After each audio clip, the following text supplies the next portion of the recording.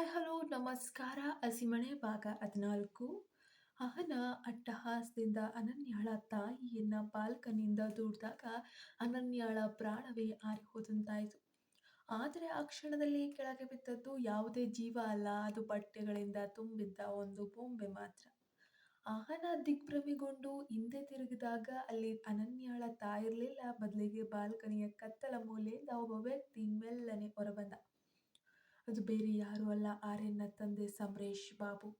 ಅವರ ಬೆಂಬಲಕ್ಕೆ ನಿಂತಿದ್ದಂತಹ ಹಳೆಯ ಫ್ಯಾಮಿಲಿ ಡಾಕ್ಟರ್, ಗುಪ್ತಚರ ಇಲಾಖೆ ನಿವೃತ್ತ ಅಧಿಕಾರಿ ಶರ್ಮಾ. ಅನನ್ಯಾಳ ತಾಯಿಯನ್ನ ಮೊದಲೇ ಸುರಕ್ಷಿತವಾಗಿ ಅಲ್ಲಿಂದ ಸ್ಥಳಾಂತರಿಸಲಾಗಿತ್ತು. ಅಹನ ಮತ್ತು ಪ್ರಸಾದ್ ಆಡ್ತಿದ್ದಂತಹ ಈ ನಾಟಕವನ್ನ ಮೊದಲೇ ಅರಿತಿದ್ದಂತಹ ಅನುಜ್ ಸರ್ ಆರ್ಯನ್ ತಂದೆಯ ಸಲಹೆಯಂತೆ ಡಾಕ್ಟರ್ ಶರ್ಮಾ ಅವರ ಸಹಾಯದಿಂದ ಈ ಸಂಚನ್ನು ರೂಪಿಸಿದ್ದ. ಅಹನ ಗಾಬರಿಯಿಂದ ಮೆಟ್ಟಿಲುಗಳನ್ನ ಇಳಿಯಲು ಹೋದಾಗ ಪೊಲೀಸರು ಅವಳನ್ನು ಸುತ್ತುವರೆದ್ರು. ಪ್ರಸಾದ್ ಗನ್ ಎತ್ತಲು ಯತ್ನಿಸಿದಾಗ ಅನುಜ್ ಸರ್ ತನ್ನ ಕೈಯಲ್ಲಿದ್ದ ರಹಸ್ಯ ಲಾಕರ್ ಕೀಲಿಯನ್ನ ತೋರಿಸುತ್ತಾ ಹೇಳಿದ್ರು, ಪ್ರಸಾದ್, ಕೀಲಿಯಿಂದ ತೆರೆಯುವುದು ಆಸ್ತಿಯ ಪೆಟ್ಟಿಗೆಯನ್ನಲ್ಲ, ಬದಲಿಗೆ 18 ವರ್ಷಗಳ ಹಿಂದೆ ನೀನು ಮತ್ತೆ ಅವಿನಾಶ್ ಮಾಡಿದ ಕೊಲೆಯ ಸಾಕ್ಷಿಗಳಿರುವ ಫೈಲನ್ನ. ಅನನ್ಯ ಸ್ತಬ್ಧಳಾಗಿ ನಿಂತಿದ್ಲು. ಅವಳಿಗೆ ತನ್ನ ತಾಯಿ ಸುರಕ್ಷಿತವಾಗಿದ್ದಾಳೆ ಅನ್ನೋ ವಿಷಯ ತಿಳಿಯುತ್ತಿದ್ದಂತೆ ಎದೆಯ ಮೇಲಿದ್ದ ಕಲ್ಲು ಸರಿದಂಗಾಯ್ತು. ಆದ್ರೆ ಅದೇ ಸಮಯದಲ್ಲಿ ಅಮೆರಿಕದಿಂದ ಆರ್ಯನ್ ವಿಡಿಯೋ ಕಾಲ್ನಲ್ಲಿ ಒಂದು ಮಾತು ಹೇಳ್ದ. ಅನನ್ಯ, ಈ ಆಸ್ತಿ ವಿಲ್ ಎಲ್ಲವನ್ನ ಈಗಲೇ ಸುಟ್ಟು ಹಾಕು, ನನಗೆ ಇದ್ಯಾವುದು ಬೇಡ. ಈ ಹಣವೇ ನಮ್ಮನ್ನೆಲ್ಲ ಇಷ್ಟು ಕಷ್ಟಕ್ಕೆ ದೂಡ್ತಾ ಇದೆ. ಅಪ್ಪನಿಗೆ ಈಗ ಪ್ರಜ್ಞೆ ಬಂದಿದೆ. ಅವರು ಹೇಳುತ್ತಿರುವುದು ಒಂದೇ ಮಾತು, ವಿಕ್ರಮ್ ಅಂಕಲ್ ಆಸ್ತಿಯನ್ನ ಬಡ ಮಕ್ಕಳ ವಿದ್ಯಾಭ್ಯಾಸಕ್ಕೆ ಟ್ರಸ್ಟ್ ಮಾಡಿಬಿಡಿ ಎಂದು. ಆರ್ಯನ್ ಈ ಬದಲಾವಣೆ ಅನನ್ಯಾಗೆ ಆಶ್ಚರ್ಯ ತಂದಿತು. ಆಸ್ತಿಗಾಗಿ ಕಿತ್ತಾಡ್ತಿದ್ದ ಅಹನ ಮತ್ತು ಈಗ ತಾವು ಬೆನ್ನಟ್ಟಿದ್ದ ಹಸಿವು ಬರಿದಾಯಿತು ಎಂಬುದು ಅರಿವಾಯಿತು. ಪೊಲೀಸರು ಅವರನ್ನ ಎಳೆದುಕೊಂಡು ಹೋಗುವಾಗ ಅಹನಾಳ ಕಣ್ಣಲ್ಲಿ ಆಸ್ತಿ ಓದಕ್ಕಿಂತ ಹೆಚ್ಚಾಗಿ ಆರ್ಯನ್ ಅಹನಾಳಿಗಾಗಿ ಇಷ್ಟು ದೊಡ್ಡ ತ್ಯಾಗ ಮಾಡೋಕ್ ಸಿದ್ಧ ಆದ್ನಲ್ಲ ಎಂಬ ಅಸೂಯೆ ಎದ್ದು ಕಾಣ್ತಾ ಇತ್ತು. ಮರುದಿನ ಬೆಳಗ್ಗೆ ಅನನ್ಯ ತನ್ನ ತಾಯಿಯನ್ನ ಮೊದಲ ಬಾರಿಗೆ ಮುಖಾಮುಖಿಯಾಗಿ ನೋಡ್ತಾಳೆ, ಭೇಟಿಯಾಗ್ತಾಳೆ. 18 ವರ್ಷಗಳ ಮೌನ ಆ ಒಂದು ತಬ್ಬುಗೆಯಲ್ಲಿ ಕರಗೋಗುತ್ತೆ. ತಾಯಿಯ ಕಣ್ಣುಗಳಲ್ಲಿ ಈಗ ಹಳೆಯ ನೋವಿಗಿಂತ ಹೆಚ್ಚಾಗಿ ಮಗಳನ್ನ ಗುರುತಿಸಿದ ಆನಂದ ಆಯಿತು. ಆದರೆ ಕಥೆ ಇಲ್ಲಿಗೆ ಮುಗಿಯಲ್ಲ. ಆರ್ಯನ್ ವಿಮಾನ ನಿಲ್ದಾಣದಿಂದ ಹೊರಬರುವಾಗ ಅವನ ಕೈಗೆ ಒಬ್ಬ ಅಪರಿಚಿತ ವ್ಯಕ್ತಿ ಒಂದು ಚಿಕ್ಕ ಪತ್ರವನ್ನ ನೀಡ್ತಾನೆ. ಅದರಲ್ಲಿ ಬರೆದಿತ್ತು, ಆರ್ಯನ್, ನೀನು ಆಸ್ತಿ ತ್ಯಾಗ ಮಾಡಬಹುದು, ಆದರೆ ಅನನ್ಯಾಳ ತಂದೆ ವಿಕ್ರಮ್ ಸಾವನ್ನಪ್ಪಿದ್ದು ಅಪಘಾತದಿಂದಲ್ಲ, ಅದೊಂದು ವ್ಯವಸ್ಥಿತವಾದ ಕೊಲೆ. ಅದರ ನಿಜವಾದ ಸೂತ್ರಧಾರಿ ನಿನ್ನ ತಂದೆ. ಆರ್ಯನ ಹೆಜ್ಜೆಗಳು ಅಲ್ಲಿಗೆ ಸ್ಥಗಿತಗೊಂಡವು.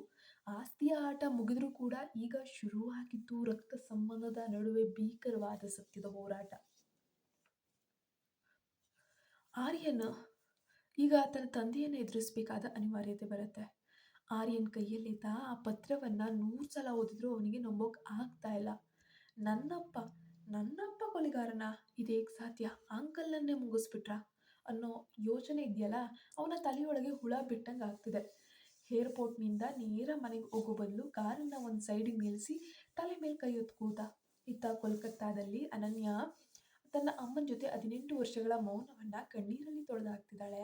ಆ ಅಮ್ಮನನ್ನ ಅಪ್ಕೋತಿದ್ರೆ ಅವಳಿಗೆ ಜಗತ್ತೇ ಗೆದ್ದಷ್ಟು ಖುಷಿ ಆಗ್ತಾ ಇದೆ. ಆದ್ರೆ ಅವಳಿಗೆ ಗೊತ್ತಿಲ್ಲ, ಅವಳ ಖುಷಿ ಈಗ ತಾನೇ ಒಂದು ಕಪ್ಪು ಮೋಡ ಕವಿಯೋಕೆ ಶುರು ಮಾಡಿದೆ ಅಂತ. ಆರ್ಯನ್ ಮನೆಗೆ ಬಂದವನೇ ಸೀದಾ ಅಪ್ಪನ ರೂಮಿಗೆ ನುಗ್ದ. ಬೆಡ್ ಮೇಲೆ ಮಲಗಿದ್ದ. ಈಗಷ್ಟೇ ಸ್ವಲ್ಪ ಚೇತರಿಸ್ಕೋತಾ ಇದ್ದಾರೆ. ಮಗ ಬಂದಿದ್ದನ್ನ ನೋಡಿ ಕಣ್ಣಲ್ಲೇ ಒಂದು ನಗು ಬಂತು ಅವರಿಗೆ. ಆದ್ರೆ ಆರ್ಯನ್ ಮುಖದಲ್ಲಿ ಇತ್ತು ಪ್ರೀತಿ ಅಲ್ಲ, ಬರೀ ಕಿಚ್ಚು. ಅಪ್ಪ, ನನಗೆ ಒಂದು ಸತ್ಯ ಗೊತ್ತಾಗ್ಬೇಕು. ವಿಕ್ರಮ್ ಅಂಕಲ್ ಆಕ್ಸಿಡೆಂಟ್ನಲ್ಲಿ ತೀರ್ಕೊಂಡ್ರ ಅಥವಾ ಅವರನ್ನ ಯಾರಾದ್ರೂ ಮುಗಿಸಿದ್ರ? ಆರ್ಯನ್ ಧ್ವನಿ ಗಡುಸಾಗಿತ್ತು. ಸಮರೇಶ್ ಬಾಬು ಮುಖ ಒಂದು ಕ್ಷಣ ಬಿಳಿಚ್ಕೊಳ್ಳುತ್ತೆ. ಏನು ಆರ್ಯನ್, ಏನೇನೋ ಮಾತಾಡ್ತಿದ್ಯಾ ಅಂದ್ರು ನಡುಗೋ ಧ್ವನಿಯಲ್ಲಿ. ಸುಳ್ಳು ಹೇಳ್ಬೇಡ ಅಪ್ಪ. ಇವತ್ತು ಈ ವಿಲ್ ಆಸ್ತಿ ಎಲ್ಲ ಸೈಡಿಗಿರ್ಲಿ. ಅನನ್ಯ ನನ್ನ ಹೆಂಡತಿ. ಅವಳ ತಂದೆಯ ಸಾವು ನಿಮ್ಮಿಂದ ಆಯ್ತಾ ಅಥವಾ ಇನ್ಯಾರಿಂದ ಆಯ್ತಾ ಅಂತ ನನ್ಗೆ ಗೊತ್ತಾಗ್ಲೇಬೇಕು. ನೀವು ಹೇಳದಿದ್ರೆ ನಾನು ಪೊಲೀಸ್ ಕಮಿಷನರ್ ಹತ್ರ ಹೋಗ್ತೀನಿ. ಆರ್ಯನ್ ಅಂತೂ ಒಂದು ಕ್ಷಣ ಆಟಕ್ಕೆ ಬಿದ್ಬಿಟ್ಟ. ಸಮರೇಶ್ ಬಾಬು ದೀರ್ಘವಾಗಿ ಒಂದು ನಿಟ್ಟುಸಿರು ಬಿಟ್ಟ. ಮೆಲ್ಲನೆ ಬಾಯ್ಬಿಟ್ರು. ಆರ್ಯನ್, ವಿಕ್ರಮ್ ನನ್ನ ಬೆಸ್ಟ್ ಫ್ರೆಂಡ್ ಅನ್ನೋದು ಎಷ್ಟು ಸತ್ಯನೋ, ಅವತ್ತು ಕಾರಿನ ಬ್ರೇಕ್ ಫೇಲ್ ಆಗೋಕ್ಕೆ ನಾನೇ ಕಾರಣ ಅನ್ನೋದು ಅಷ್ಟೇ ಸತ್ಯ. ಆದರೆ ನಾನು ಅದನ್ನು ಮಾಡಿದ್ದು ಆಸ್ತಿಗೋಸ್ಕರ ಅಲ್ಲ ಕಣೋ. ಆರ್ಯನ್ ಶಾಕ್ ಆಗಿ ಹಾಗೆ ನಿಂತುಬಿಟ್ಟ. ಮತ್ತ್ಯಾಕಪ್ಪ? ಅವತ್ತು ವಿಕ್ರಮ್ ನಮ್ಮ ಕಂಪನಿಯ ಹೆಸರಲ್ಲಿ ಒಂದು ದೊಡ್ಡ ಇಂಟರ್ನ್ಯಾಷನಲ್ ಮಾಫಿಯಾ ಜೊತೆ ಡೀಲ್ ಮಾಡ್ತಿದ್ದ. ಆ ಡೀಲ್ ಏನಾದರೂ ಓಕೆ ಆಗಿದ್ರೆ ಇವತ್ತು ನಾವು ಯಾರೂ ಬದುಕಿರ್ತಿರ್ಲಿಲ್ಲ. ಅವನ ತಡೆಯೋಕ್ಕೆ ಹೋದ್ರೆ ಅವನು ಕೇಳ್ತಾನೂ ಇರಲಿಲ್ಲ. ಅದಕ್ಕೆ ಒಂದು ಸಣ್ಣ ಆಕ್ಸಿಡೆಂಟ್ ಮಾಡಿಸೋಕೆ ಪ್ಲ್ಯಾನ್ ಮಾಡಿದ್ರೆ, ಆದರೆ ಅದು ಜೀವ ತಗೊಳುತ್ತೆ ಅಂತ ನಾನು ಅಂದ್ಕೊಂಡಿರಲಿಲ್ಲ ಕಣೋ ಮಗನೇ ಅಂತ ಸಮರೇಶ್ ಬಾಬು ಅಳೋಕೆ ಅಂತ ಹೇಳಿ ಶುರು ಮಾಡ್ಕೊತಾರೆ. ಆರ್ಯನ್ಗೆ ಜಗತ್ತೇ ತಲೆ ಕೆಳಗಾಗಿರೋ ಥರ ಆಗೋಯ್ತು. ಈಗ ಈ ಸತ್ಯವನ್ನ ಅನನ್ಯಾಗೆ ಹೇಳಿದ್ರೆ ಅವಳು ಇವನನ್ನ ಕ್ಷಮಿಸ್ತಾಳ, ಬಿಡ್ತಾಳ? ಈ ಸತ್ಯ ಕೇಳಿ ಅವಳು ತನ್ನ ಅಮ್ಮನನ್ನ ಕರ್ಕೊಂಡು ಸದಾಕಾಲ ಇವನಿಂದ ದೂರ ಹೋಗ್ಬಿಡ್ತಾಳೆ. ಅಷ್ಟರಲ್ಲಿ ಅನನ್ಯ ರೂಮ್ ಬಾಗಿಲಲ್ಲಿ ನಿಂತಿರೋದನ್ನ ಆರ್ಯನ್ ನೋಡ್ತಾ ಅವಳು ಅಪ್ಪ ಮಗನ ಮಾತುಗಳನ್ನ ಕೇಳಿಸ್ಕೊಂಡಿದ್ದಾಳೆ. ಅವಳ ಕೈಯಲ್ಲಿದ್ದ ಹೂವಿನ ಕುಂಡ ಕೆಳಗೆ ಬಿದ್ದು ಪುಡಿ ಪುಡಿ ಆಯಿತು. ಆರ್ಯನ್ ಅಂದ್ರೆ ನನ್ನ ಅಪ್ಪನನ್ನ ಕೊಂದಿದ್ದು ನಿನ್ನ ಅಪ್ಪನ? ಅನನ್ಯಾಳ ಕಣ್ಣಲ್ಲಿ ಈಗ ಬೆಂಕಿ ಉರಿತಾ ಇದೆ. ಈ ಇಡೀ ಮೌನವನ್ನ ಸೀಳ್ತಿತ್ತು ಇಡೀ ಮನೆ. ಆರ್ಯನ್ ಅವಳನ್ನ ಹಿಡಿಯಲು ಹೋದ್ರು, ಅವಳು ಹಿಂದೆ ಸರಿದ್ಲು. ಅವಳ ಕಣ್ಣಲ್ಲಿ ಆರ್ಯನ್ ಮೇಲಿದ್ದ ಪ್ರೀತಿ ಕ್ಷಣಾರ್ಧದಲ್ಲಿ ಹಾವಿಯಾಗಿ ಅಲ್ಲಿ ಬರೀ ದ್ವೇಷ ಅನ್ನೋದು ಅಚ್ಚೊತ್ತು ಕುಳಿತುಕೊಂಡ್ಬಿಡ್ತು. ನನ್ನ ಅಮ್ಮನ ಮಾನಸಿಕ ಸ್ಥಿತಿ ಕೆಡೋಕೆ, ನನ್ನ ಅಪ್ಪನ ಪ್ರಾಣ ಹೋಗೋಕೆ, ನಾನು ಅನಾಥಿಯಾಗಿ ಬೆಳೆಯೋಕೆ ಕಾರಣ ಅಷ್ಟೇ ನಿಮ್ಮಪ್ಪ ಅಲ್ವಾ ಆರ್ಯನ್? ಇಷ್ಟು ದಿನ ನಾನು ಯಾವ ಮನೆಯನ್ನ ದೇವಸ್ಥಾನ ಅನ್ಕೊಂಡಿದ್ನೋ ಅಲ್ಲಿ ಒಬ್ಬ ಕೊಲೆಗಾರನ ಪಾದದ ಹತ್ರ ಬಿದ್ದಿದ್ದೀನಿ ನಾನು. ಅನನ್ಯಾಳ ಧ್ವನಿ ಕಿರುಚಾಟಕ್ಕಿಂತ ಹೆಚ್ಚಾಗಿ ಒಳಗಿನಿಂದ ಸೀಳು ಬರ್ತಾ ಇತ್ತು. ಸಮರೇಶ್ ಬಾಬು ಬೆಡ್ನಿಂದ ಎದ್ದು ಬಂದು ಪಾಪ ಅನನ್ಯಾಳ ಕಾಲನ್ನ ಹಿಡಿಯೋಕೆ ಅಂತ ಹೇಳಿ ಹೋಗ್ತಾರೆ. ಕ್ಷಮಿಸಿಬಿಡು ಮಗಳೇ, ಆ ಮಾಫಿಯಾದಿಂದ ನಿನ್ನ ಅಪ್ಪನನ್ನು ಉಳಿಸೋಕೆ ಹೋದವನು ನಾನು. ಆದರೆ ವಿಧಿ ಹೀಗೆ ಮಾಡಿಬಿಡ್ತು. ನಾನು ಹಂಗೆ ಅನ್ಕೊಂಡಿರಲಿಲ್ಲ ಅಂತ ಗೋಳಾಡಿದ್ರು. ಆದರೆ ಅನನ್ಯ ಅವರನ್ನು ಹತ್ತಿರಕ್ಕೂ ಸೇರಿಸಲಿಲ್ಲ. ಅವಳು ರೋಷದಿಂದ ಆರ್ಯನ್ ಕಡೆ ತಿರುಗಿ ನೋಡಿ, ನೀವು ಅಮೇರಿಕಾದಲ್ಲಿ ಆನಾ ಜೊತೆ ಸುಖವಾಗಿದ್ರಿ ಆರ್ಯನ್, ಆದರೆ ನಾನು ಇಲ್ಲಿ ನಿಮ್ಮ ತಂದೆಯನ್ನು ನನ್ನ ಸ್ವಂತ ತಂದೆಗಿಂತ ಹೆಚ್ಚಾಗಿ ನೋಡಿಕೊಂಡೆ. ಇವತ್ತೇ ಈ ಕ್ಷಣವೇ ನಾನು ಈ ಮನೆ ಬಿಟ್ಟು ಹೋಗ್ತಿದ್ದೀನಿ. ಇನ್ಮೇಲೆ ನಿಮ್ಮ ಮುಖ ನೋಡಿದ್ರು ಅದು ನನಗೆ ನನ್ನ ಅಪ್ಪನ ಹೆಣದ ಮೇಲೆ ನಿಂತಿರೋ ಹಾಗೆ ಕಾಣಿಸುತ್ತೆ ಅಂತ ಹೇಳಿ ಬೊಬ್ಬಿರಿದು ಅಬ್ಬರಿಸಿದ್ಲು. ಅನನ್ಯ ಸೀದಾ ಹೋಗಿ ತನ್ನ ಅಮ್ಮನ ಕೈ ಹಿಡಿದುಕೊಂಡು ಮನೆಯಿಂದ ಹೊರಗೆ ಹೆಜ್ಜೆ ಹಾಕಿದ್ಲು. ಆರ್ಯನ್ ಅವಳನ್ನ ತಡೆಯಲು ಹೋದಾಗ ಸುಭಾಷಿಶ್ ಬಾಬು ಅಡ್ಡ ಬಂದು ನಿಂತರು. ಬೇಡ ಆರ್ಯನ್, ಅವಳ ಮನಸ್ಸಿನಲ್ಲಿರೋ ಬೆಂಕಿ ಈಗ ಯಾರಿಂದಲೂ ಹಾರಿಸೋಕ್ಕಾಗಲ್ಲ. ಅವಳ ನೋವು ಅಂತಹದ್ದು ಅಂತ ಹೇಳಿದ್ರು. ಅನನ್ಯ ತನ್ನ ತಾಯಿಯೊಂದಿಗೆ ಮಳೆಯಲ್ಲಿ ನೆನೆಯುತ್ತಾ ರಸ್ತೆಗೆ ಬಂದು ಅವಳ ಹತ್ತಿರ ಹಣ ಇಲ್ಲ, ಆಧಾರ ಇಲ್ಲ, ಒಂದು ಕೆಲಸ ಇಲ್ಲ. ಆದರೆ ಈ ಸಮಯಕ್ಕೆ ಸರಿಯಾಗಿ ಒಂದು ಕಪ್ಪು ಬಣ್ಣದ ಕಾರ್ ಅವಳ ಮುಂದೆ ಬಂದು ನಿಲ್ಲುತ್ತೆ. ಆ ಕಾರ್ನಿಂದ ಇಳಿದ ವ್ಯಕ್ತಿಯನ್ನು ನೋಡಿ ಅನನ್ಯ ದಂಗಾಗ್ತಾಳೆ. ಅವನು ಬೇರೆ ಯಾರೂ ಅಲ್ಲ, ಇಷ್ಟು ದಿನ ಜೈಲಿನಲ್ಲಿದ್ದಾನೆ ಅಂದುಕೊಂಡಿದ್ದಂತಹ ಆನಾಳ ತಂದೆ ಅವಿನಾಶ್. ಅವಿನಾಶ್ ಮುಗುಳ್ನಗುತ್ತಾ ಹೇಳಿದ್ದ, ಅನನ್ಯ, ಸಮರೇಶ್ ಬಾಬು ಎಷ್ಟು ದೊಡ್ಡ ಕಿಲಾಡಿ ನೋಡಿದ್ಯಾ? ಈಗಲಾದ್ರೂ ಗೊತ್ತಾಯ್ತಾ ನಿನ್ನ ಅಪ್ಪನನ್ನ ಕೊಂದವನು ಅವನೇ ಅಂತ? ನಾನು ಮೊದಲೇ ಹೇಳ್ತಿದ್ದೆ. ಈಗ ನೀನು ಒಂಟಿಯಲ್ಲ, ನಾನು ನಿನಗೆ ನ್ಯಾಯ ಕೊಡಿಸ್ತೀನಮ್ಮ, ಬಾ ನನ್ನ ಜೊತೆ. ಅನನ್ಯ ತತ್ತರಿಸಿ ಹೋದ್ಲು. ಒಂದು ಕಡೆ ನನ್ನ ಅಪ್ಪನನ್ನ ಕೊಂದಂತಹ ಕೊಲೆಗಾರರು, ಇನ್ನೊಂದು ಕಡೆ ಮೊದಲಿನಿಂದಲೂ ಸಂಚು ಮಾಡ್ತಿರುವಂತಹ ಅವಿನಾಶು. ಯಾರನ್ನ ನಂಬಿ ಯಾರ ಜೊತೆ ಹೋಗ್ಬೇಕು ಅನ್ನೋದೇ ತಿಳಿದಂಗಾಯ್ತು. ಆದರೆ ಸರಿಯಾಗಿ ಅದೇ ಕ್ಷಣದಲ್ಲಿ ಆರ್ಯನ್ ಕೂಡ ಅಲ್ಲಿಗೆ ಓಡ್ ಬರ್ತಾನೆ. ಅವಿನಾಶ್ ಕಾಲರನ್ನು ಹಿಡ್ಕೊಂಡು, ಅವಿನಾಶ್ ಅಂಕಲ್, ಇವತ್ತಿನ ಪತ್ರ ಬರೆಸಿದ್ದು ನೀವೇ ಅಲ್ವಾ? ನನ್ನ ಅಪ್ಪ ಮಾಡಿರೋ ತಪ್ಪನ್ನು ನಾನು ತಿಳಿದುಕೊಳ್ತೀನಿ, ಆದರೆ ನಿಮ್ಮಂಥ ನರಿಯ ಕೈಗೆ ನನ್ನ ಹೆಂಡತಿಯನ್ನ ಖಂಡಿತ ಕೊಡಲ್ಲ ಅಂತ ಹೇಳ್ತಾನೆ. ಗರ್ಜಿಸಿದಾಗ ಆರ್ಯನ್ ಈಗ ಎರಡೂ ಕಡೆ ಹೊರಡಬೇಕಿತ್ತು. ಆತ ತನ್ನ ಅಪ್ಪನ ಪಾಪದ ಪ್ರಾಯಶ್ಚಿತ್ತ ಮಾಡಬೇಕು, ಇತ್ತ ಅವಿನಾಶ್ ಮತ್ತು ಹನ ನಡೀತಿರುವಂತಹ ಆಡ್ತಾರಂಥ ಹೊಸ ನಾಟಕಕ್ಕೆ ಅನನ್ಯಾಳನ್ನ ಅವರಿಂದ ಉಳಿಸ್ಕೊಳ್ಬೇಕು. ಅವಿನಾಶ್ನ ಕಾಲರ್ ಹೇಳುತ್ತಾ ಆರ್ಯನ್ ಕಣ್ಣುಗಳಲ್ಲಿ ಬೆಂಕಿ ಉರಿತಾ ಇತ್ತು. ಆದರೆ ಅವಿನಾಶ್ ಕಿಂಚಿತ್ತೂ ಹೆದರದೆ ಅಟ್ಟಹಾಸದಿಂದ ನಗ್ತ. ಆರ್ಯನ್, ಕೈ ಬಿಡೋ, ನಿನ್ನಪ್ಪ ಮಾಡಿದ ಕೊಲೆಗೆ ಸಾಕ್ಷಿ ಇರೋದೇ ನನ್ನ ಹತ್ರ. ನೀನು ಏನೇ ಸರ್ಕಸ್ ಮಾಡಿದ್ರೂ ಸಮರೇಶ್ ಜೈಲಿಗೆ ಹೋಗೋದಂತ ಗ್ಯಾರಂಟಿ. ಅನನ್ಯ, ಯೋಚನೆ ಮಾಡ್ಬಿಡಮ್ಮ, ಈ ಆರ್ಯನ್ ಕೂಡ ಅವರ ಅಪ್ಪನ ಥರನೇ, ನಂಬೇಡ ಇವನನ್ನ, ಬಾ ನನ್ನ ಜೊತೆ ಎಂದು ಪ್ರಚೋದಿಸಿದ. ಅನನ್ಯ ಇಬ್ಬರನ್ನ ದಿಟ್ಟಿಸಿ ನೋಡಿದ್ಲು. ಒಂದು ಕಡೆ ತನ್ನ ಸಂಸಾರವನ್ನೇ ನರಕ ಮಾಡಿದಂತಹ ಮಾವ, ಇನ್ನೊಂದು ಕಡೆ ಸತ್ಯವನ್ನ ಮುಚ್ಚಿಟ್ಟಿರೋ ಗಂಡ. ಅವಳು ಆರ್ಯನ ಕೈಯನ್ನ ಅವಿನಾಶ್ನ ಕಾಲರ್ನಿಂದ ಬಿಡಿಸಿದ್ಲು. ಸಾಕು, ನಿಲ್ಲಿಸಿ ನೀವಿಬ್ಬರ ನಾಟಕ. ಆರ್ಯನ್, ಇನ್ಮೇಲೆ ನಿಮ್ಮ ಮುಖ ನೋಡಿದ್ರೆ ನನಗೆ ಅಸಹ್ಯ ಅನ್ಸುತ್ತೆ. ಅವಿನಾಶ್ ಅಂಕಲ್, ನೀವು ಕೂಡ ನನಗೇನು ದೊಡ್ಡ ಉಪಕಾರ ಮಾಡಬೇಕಾಗಿಲ್ಲ. ನೀವಿಬ್ಬರ ನಡುವೆ ಇರೋದು ಬರೀ ವ್ಯವಹಾರದ ಜಗಳ, ಆದರೆ ನನಗೆ ಹೋಗಿರೋದು ನನ್ನ ಅಪ್ಪನ ಪ್ರಾಣ ಅಂತ ಕಿರ್ಚಿದ ಅನನ್ಯ ತನ್ನ ಅಮ್ಮನ ಕೈ ಹಿಡಿದು ಅಲ್ಲಿಂದ ಮಳೆಯಲ್ಲಿಯೇ ನಡೆಯೋಕೆ ಶುರು ಮಾಡ್ತಾಳೆ. ಆರ್ಯನ್ ಹತಾಶನಾಗಿ ಮಳೆಯಲ್ಲಿ ಮಂಡಿಯೂರಿ ಕುಳಿತ. ಅವನಿಗೆ ತನ್ನ ಅಪ್ಪನ ಮೇಲಿದ್ದ ಗೌರವ ಮಣ್ಪಾಲಾಗಿ ಹೋಗಿತ್ತು. ಆದರೆ ಅವನಿಗೆ ಗೊತ್ತು, ಅವಿನಾಶ್ ಅಂದ್ಕೊಂಡಷ್ಟು ಒಳ್ಳೆಯವನೇನಲ್ಲ ಅಂತ. ವಿಕ್ರಮ್ ಅಂಕಲ್ ಸಾವಿನ ಹಿಂದೆ ಅವಿನಾಶ್ನ ಕೈ ಕೂಡ ಇರುವಂತಹ ಸಂಶಯ ಅವನಿಗೆ ಬಲವಾಗಿ ಕಾಡತೊಡಗಿತ್ತು. ಅನನ್ಯ ತನ್ನ ತಾಯಿಯೊಂದಿಗೆ ಒಂದು ಹಳೆಯ ಸಣ್ಣ ಬಾಡಿಗೆ ಮನೆಗೆ ಸೇರ್ಕೋತಾಳೆ. ಮರುದಿನ ಬೆಳಗ್ಗೆ ಅವಳ ಮನೆ ಬಾಗಿಲಿಗೆ ಒಂದು ದೊಡ್ಡ ಪಾರ್ಸಲ್ ಬಂತೆ.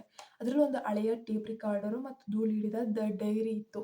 ಅದನ್ನ ಕಳುಹಿಸಿದ್ದು ಬೇರೆ ಯಾರೂ ಅಲ್ಲ, ಆಸ್ಪತ್ರೆಯಲ್ಲಿ ಸಾವು ಬದುಕಿನ ನಡುವೆ ಹೋರಾಡ್ತಿರುವಂತಹ ಅನುಜ್ ಸರ್ರು. ಅನನ್ಯ ಟೇಪ್ ರಿಕಾರ್ಡನ್ನ ಪ್ಲೇ ಮಾಡ್ತಾಳೆ. ಅದರಲ್ಲಿ ಕೇಳಿಸಿದ ಧ್ವನಿ ಅವಳನ್ನ ಅಕ್ಷರಶಃ ನಡುಗಿಸುತ್ತೆ. ಅದು ಅವಳ ತಂದೆ ವಿಕ್ರಮ್ ಧ್ವನಿಯಾಗಿತ್ತು. ಸಮರೇಶ್, ನನಗೆ ಗೊತ್ತು ನೀನು ನನ್ನ ತಡೆಯಕ್ಕೆ ನೋಡ್ತಿದ್ಯಾ ಅಂತ. ಆದರೆ ಅವಿನಾಶ್ ನಮ್ಮ ಕಂಪನಿಯನ್ನು ಮಾಫಿಯಾಗೆ ಮಾರ್ತಿದ್ದಾನೆ. ನಾನು ಅವನ ವಿರುದ್ಧ ಸಾಕ್ಷಿ ಕಲೆ ಹಾಕಿದ್ದೇನೆ. ನಾನು ಮನೆಗೆ ಬರುವಷ್ಟರಲ್ಲಿ ನನಗೆ ಏನಾದರೂ ಆದರೆ ಆ ಡೈರಿ ಮಾತ್ರ ನಿನ್ನ ಕೈ ಸೇರಲಿ ಅಂತ ಹೇಳಿ ಇತ್ತು. ಅನನ್ಯಾಗೆ ಈಗ ಸುತ್ತಿದ ಇನ್ನೊಂದು ಮುಖದರ್ಶನ ಅನ್ನೋದಾಗುತ್ತೆ. ಸಮರೇಶ್ ಬಾಬು ತನ್ನ ಗೆಳೆಯರನ್ನ ಉಳಿಸೋಕೆ ಅಂತ ಹೇಳಿ ಹೋದ್ರು, ಆದರೆ ಬೈ ಮಿಸ್ ಆಗಿ ಇದೆಲ್ಲ ಆಗಿದೆ. ಕೊಲ್ಲಲು ಹೋದ್ರು ಎಂಬುದು ಇನ್ನೂ ನಿಗೂಢವಾಗೇ ಇತ್ತು. ಆದರೆ ಅವಿನಾಶ್ ಅಸಲಿ ವಿಲನ್ ಎಂಬುದು ಸ್ಪಷ್ಟವಾಗಿ ಹೋಗುತ್ತೆ. ಅಷ್ಟರಲ್ಲೇ ಅವಳ ಮನೆಗೆ ಆರ್ಯನ್ ಬಂದ. ಅವನ ಕೈಯಲ್ಲಿ ಪೊಲೀಸರ ಕೈಕೋಳ ಕೂಡ ಇತ್ತು. ಅನನ್ಯ, ನಾನೇ ಅಪ್ಪನನ್ನ ಪೊಲೀಸರಿಗೆ ಒಪ್ಪಿಸಿ ಬಂದಿದ್ದೀನಿ. ಅವರು ಮಾಡಿದ್ದು ತಪ್ಪೋ ಸರಿಯೋ ಅದನ್ನು ಕಾನೂನೇ ಕ್ರಮವಾಗಿ ಕೈ ತಗೊಳ್ಳಿ. ಇನ್ನು ಮುಂದೆ ಅದೇನೇ ಆದರೂ ಅದು ಕಾನೂನಿನ ಮೂಲಕವೇ ಆಗಲಿ. ಅವರು ಮಾಡಿದ್ದು ತಪ್ಪೋ ಸರಿಯೋ ಗೊತ್ತಿಲ್ಲ, ಆದರೆ ವಿಕ್ರಮ್ ಅಂಕಲ್ ಸಾಯುವ ಮುನ್ನ ನಿನ್ನ ಹೆಸರಲ್ಲಿ ಒಂದು ರಹಸ್ಯವಾದ ಸೇಫ್ ಲಾಕರನ್ನು ಇಟ್ಟಿದ್ರು. ಅದರ ಪಾಸ್ವರ್ಡ್ನ ತಾಯಿಯ ನೆನಪಿನಲ್ಲಿದೆ. ಆ ಲಾಕರ್ ಒಳಗೆ ಅಸಲಿ ಕೊಲೆಗಾರನ ಫೋಟೋ ಕೂಡ ಇದೆ ಅಂತ ಅನುಜ್ ಸರ್ ಹೇಳಿದ್ರು. ಇದು ಆರ್ಯನ್. ಅನನ್ಯ ತನ್ನ ತಾಯಿಯ ಕಡೆ ನೋಡಿದ್ಲು. ತಾಯಿ ಶೂನ್ಯವಾಗಿ ಗೋಡೆಯ ಕಡೆ ನೋಡುತ್ತಾ ಒಂದು ನಂಬರನ್ನು ಪುನರಾವರ್ತಿಸಿದ್ರು. 14/2/2008. ಅದು ಅನನ್ಯಾಳ ಹುಟ್ಟಿದ ದಿನಾಂಕವಲ್ಲ, ಬದಲಿಗೆ ಆ ಘೋರ ಅಪಘಾತ ನಡೆದಂತಹ ದಿನಾಂಕ ಅಂತ ಹೇಳ್ಬೋದು. ಲಾಕರ್ ತೆರೆಯಲು ಆರ್ಯನ್ ಮತ್ತು ಅನನ್ಯ ಮತ್ತೆ ಒಂದಾಗಲೇಬೇಕಾಯ್ತು, ಅನಿವಾರ್ಯತೆ. ಆದರೆ ಆ ಲಾಕರ್ ಇರುವುದು ಅವಿನಾಶ್ನ ವಶದಲ್ಲಿರುವಂತಹ ಹಳೆಯ ಫ್ಯಾಕ್ಟರಿಯಲ್ಲಿ. ಆ ಹಳೆಯ ಫ್ಯಾಕ್ಟರಿಯ ಕಬ್ಬಿಣದ ಬಾಗಿಲು ತುಕ್ಕು ಹಿಡಿದು ಕಿರಿಚ್ತಾ ಇತ್ತು. ಅನನ್ಯ ಮತ್ತು ಆರ್ಯನ್ ಇಬ್ಬರು ಕೂಡ ಕತ್ಲಲ್ಲಿ ಹೆಜ್ಜೆ ಹಾಕ್ತಾ ಇದ್ರು. ನಡುವೆ ಇರುವಂತಹ ಆ ಮೌನ ಮಳೆಗಿಂತಲೂ ತಣ್ಣಗಿತ್ತು. ಆರ್ಯನ್ ಕಳ್ಳನಂತೆ ತನ್ನದೇ ಫ್ಯಾಕ್ಟರಿ ಒಳಗೆ ನುಗ್ಗಬೇಕಾಗಿರೋ ಸ್ಥಿತಿ ಅವನಿಗೆ ಒಂದು ರೀತಿಯ ಸಂಕಟ ಆಗ್ತಾ ಇದೆ. ಅನನ್ಯ ಮಾತ್ರ ಯಾವುದೋ ಒಂದು ಯಂತ್ರದಂತೆ ನಡೀತಾ ಇದ್ದಾಳೆ. ಈಗ ಅವಳ ಕಣ್ಣಲ್ಲಿ ಈಗ ಪ್ರೀತಿಯೂ ಇಲ್ಲ, ಕೇವಲ ಸತ್ಯವನ್ನು ತಿಳಿಯುವ ಹಠ ಮಾತ್ರ ಇತ್ತು. ಅನನ್ಯ, ಹುಷಾರಮ್ಮ, ಅಲ್ಲಿ ಹಳೆ ಮಿಷಿನ್ಸ್ ಇದೆ. ಆರ್ಯನ್ ಅವಳ ಕೈ ಹಿಡಿಯಲು ಹೋದ. ಅನನ್ಯ ಕೈ ಕೊಡುಕೊಂಡು, ನನ್ನ ದಾರಿ ನಾನು ನೋಡ್ಕೊತೀನಿ ಆರ್ಯನ್, ನೀವು ಬರೀ ದಾರಿ ತೋರಿಸಿ ಸಾಕು. ಈ ಲಾಕರ್ ಓಪನ್ ಆದಮೇಲೆ ನಮ್ಮ ನಡುವೆ ಯಾವ ದಾರಿನೂ ಇರಲ್ಲ. ನಿಮ್ಮ ಪಾಡಿಗೆ ನೀವು, ನನ್ನ ಪಾಡಿಗೆ ನಾನು ಅಂದು. ಅವಳ ದನಿಯಲ್ಲಿನ ಒಂಟಿತನ ಆರ್ಯನ್ ಎದೆಯನ್ನು ಚುಚ್ಚುತ್ತೆ. ನಾನು ಅಮೆರಿಕಾದಲ್ಲಿದ್ದಾಗ ಆ ಹುಡುಗಿ ಎಷ್ಟು ಕಣ್ಣೀರು ಹಾಕಿರ್ಬೋದು, ಎಷ್ಟು ಒಂಟಿಯಾಗಿ ನೋವನ್ನು ನುಂಗಿರ್ಬೋದು ಅನ್ನೋದು ಅವನಿಗೆ ಈಗೀಗ ಸ್ವಲ್ಪ ಮಟ್ಟಿಗೆ ಅರ್ಥವಾಗೋಕ್ಕೆ ಶುರುವಾಗುತ್ತೆ.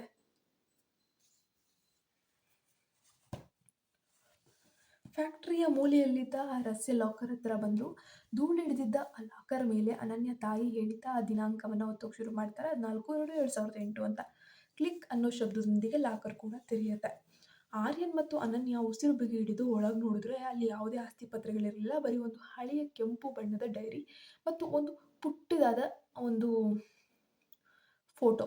ಆ ಫೋಟೋ ನೋಡಿದ ಅನನ್ಯ ಚೀರಿದ್ಲು. ಆ ಫೋಟೋದಲ್ಲಿ ಅವಳ ತಂದೆ ವಿಕ್ರಮ್ ರಕ್ತಸಿಕ್ತವಾಗಿ ಬಿದ್ದಿದ್ರು. ಅವರ ಪಕ್ಕದಲ್ಲಿ ಗನ್ ಹಿಡಿದು ನಿಂತಿದ್ದು ಸಮರೇಶ್ ಬಾಬು ಅಲ್ಲ, ಬದಲಿಗೆ ಅವಿನಾಶ್ ಮತ್ತು ಮ್ಯಾನೇಜರ್ ಪ್ರಸಾದ್. ಅದರ ಕೆಳಗೆ ವಿಕ್ರಮ್ ತನ್ನ ಕೊನೆಯ ಕ್ಷಣದಲ್ಲಿ ರಕ್ತದಲ್ಲಿ ಬರೆದಿದ್ದು, ಸಮರೇಶ್, ನನ್ನನ್ನು ಕ್ಷಮಿಸು, ನಾನು ನಿನ್ನನ್ನು ನಂಬೇಕಿತ್ತು. ಅವಿನಾಶ್ ನನ್ನನ್ನು ಮುಗಿಸ್ತಾ ಇದ್ದಾನೆ ಅಂತ ಹೇಳಿ. ಅನನ್ಯ ಅಲ್ಲೇ ಕುಸ್ತು ಕುಳಿತಳು. ಇಷ್ಟು ದಿನ ತಾನು ಯಾರನ್ನ ಕೊಲೆಗಾರ ಅಂತ ಅಂದ್ಕೊಂಡಿದ್ಲೋ ಆ ಸಮರೇಶ್ ಬಾಬು ತನ್ನ ಗೆಳೆಯನನ್ನು ಉಳಿಸಲು ಹೋಗಿ ಅಪರಾಧಿಯಾಗಿ ಉಳ್ಕೊಂತಾರೆ. ತನ್ನ ಆರ್ಯನನ್ನ, ತನ್ನ ಗಂಡನನ್ನ ಹೀಯಾಳಿಸಿ ಅವನನ್ನು ಮನೆ ಬಿಟ್ಟು ಬರುವಂತೆ ಮಾಡಿದ್ದಕ್ಕೆ ಅನನ್ಯಾಗೆ ತನ್ನ ಮೇಲೆ ಒಂದು ರೀತಿ ಆ ಕ್ಷಣದಲ್ಲಿ ಅಸಹ್ಯದ ಭಾವನೆ ಉಂಟಾಗುತ್ತೆ. ಆರ್ಯನ್ ಅವಳ ಪಕ್ಕದಲ್ಲಿ ಕುಳಿತು ಅವಳ ಭುಜದ ಮೇಲೆ ಕೈ ಇಟ್ಟು, ಈ ಬಾರಿ ಅನನ್ಯ ಅವನ ಕೈಯನ್ನು ತಳ್ಳಿಲ್ಲ, ಬದಲಿಗೆ ಅವನ ಎದೆಗೆ ತಲೆಯಿಟ್ಟು ಜೋರಾಗಿ ಅಳೋಕೆ ಶುರು ಮಾಡ್ತಾಳೆ. ಆರ್ಯನ್, ನಾನು ದೊಡ್ಡ ತಪ್ಪು ಮಾಡಿಬಿಟ್ಟೆ. ನೀವು ಅಪ್ಪನನ್ನು ಕೊಲೆಗಾರ ಅಂತ ಅಂದ್ಬಿಟ್ಟೆ. ಅವ್ರು ನನ್ನ ಅಪ್ಪನನ್ನು ಉಳಿಸೋಕೆ ಹೋಗಿದ್ರು, ಆದರೆ ನಾವು ಅವರನ್ನು ಜೈಲಿಗೆ ಕಳಿಸ್ಬಿಟ್ವಿ ಅಂತ. ಆರ್ಯನ್ ಅವಳ ಕೂದಲನ್ನು ಸವರುತ್ತಾ ಕಣ್ಣೀರನ್ನು ಹಾಕ್ತಾ, ನನಗೂ ನೋವಾಗ್ತಿದೆ ಅನನ್ಯ, ಆದರೆ ನಾವಿಬ್ಬರು ಈ ಒಂದು ಒಂಟಿತನಕ್ಕೆ ಇರೋದಕ್ಕೆ ಕಾರಣ ಈ ಸಂಚುಗಾರರು. ನಮ್ಮ ಅಪ್ಪ ಅಮ್ಮನ ಜೀವನವನ್ನು ಹಾಳು ಮಾಡಿದ್ದಲ್ಲದೆ ನಮ್ಮ ಪ್ರೀತಿನೂ ಮಣ್ಣು ಪಾಲು ಮಾಡೋಕೆ ನೋಡ್ತಾ ಇದ್ದಾರೆ. ಅಷ್ಟರಲ್ಲಿ ಫ್ಯಾಕ್ಟರಿ ಲೈಟ್ಗಳು ಒಮ್ಮೆಲೆ ಆನ್ ಆದವು. ಅವಿನಾಶ್ ತನ್ನ ಗೂಂಡಾಗಳೊಂದಿಗೆ ಅಲ್ಲಿ ನಿಂತಿದ್ದ. ಸತ್ಯ ಗೊತ್ತಾಯ್ತಲ್ಲ, ಆದರೆ ಈ ಸತ್ಯ ಇಲ್ಲಿಂದ ಹೊರಗೆ ಹೋಗಬಾರ್ದು, ಹೋಗಲ್ಲ.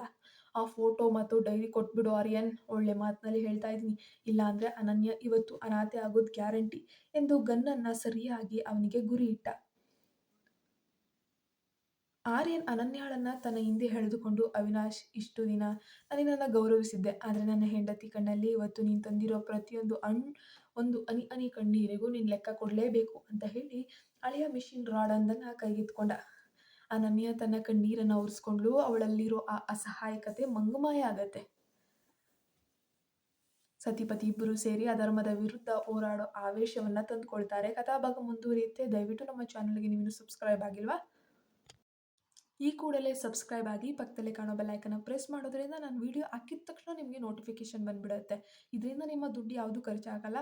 ಯಾರು ಮೆಂಬರ್‌ಶಿಪ್ ತೊಗೊಂಡಿದ್ದೀರೋ ಅವ್ರಿಗೆ 4 ಕಥೆಗಳು ರೆಡಿ ಇದೆ. ದಯವಿಟ್ಟು ಚೆಕ್ಔಟ್ ಮಾಡಿ.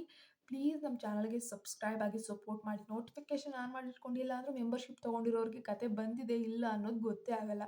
ಪ್ಲೀಸ್ ನಮ್ಮ ಚಾನಲ್‌ಗೆ ಸಬ್ಸ್ಕ್ರೈಬ್ ಆಗಿ.